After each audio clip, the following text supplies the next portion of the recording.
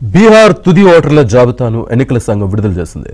మొత్తం ఓటర్లు 7.42 కోట్ల మంది ఓటర్లు కాగా సర్లో 48 లక్షల ఓట్లను తొలగించినట్లు ఈసీ తెలిపింది.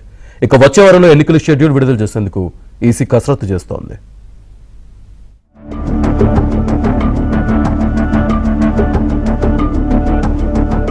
కొద్ది రోజుల్లో బీహార్లో అసెంబ్లీ ఎన్నికల నేపథ్యంలో తుది ఓటర్ల జాబితాను విడుదల చేసింది.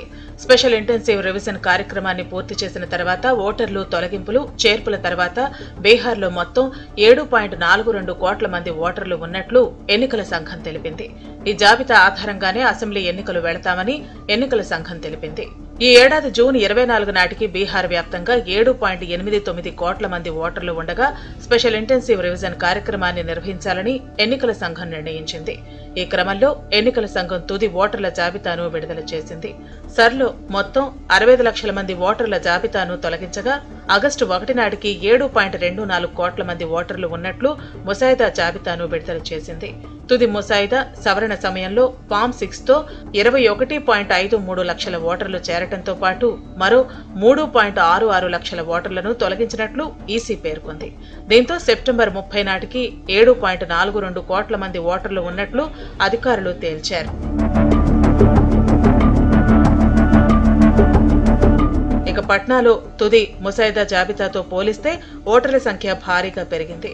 ఆగస్టు 1 నాటికి విడుదల చేసిన ముసాయిదా జాబితా ప్రకారం పట్నాలో 46,51,000 మంది ఓటర్లు ఉండగా సెప్టెంబర్ 30 నాటికి తుది జాబితాలో 48,15,294 మంది ఓటర్లు ఉన్నారు. నెల రోజుల వ్యవధిలో సుమారు 1.63 లక్షల మంది ఓటర్లు నూతనంగా చేరినట్లు అధికారులు తెలిపారు.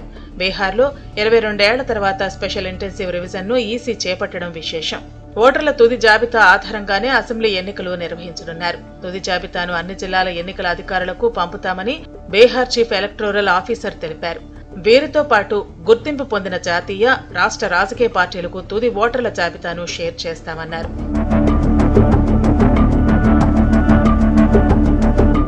బీహార్లో ఇటీవల సర్ చుట్టూ వివాదం తలెత్తింది. బీజేపీకి అనుకూలంగా ఓటర్ల జాబితాను ఎలక్షన్ కమిషన్ ట్యాంపరింగ్ చేస్తుందని విపక్ష పార్టీల నుంచి తీవ్ర అభ్యంతరాలు వ్యక్తమయ్యాయి.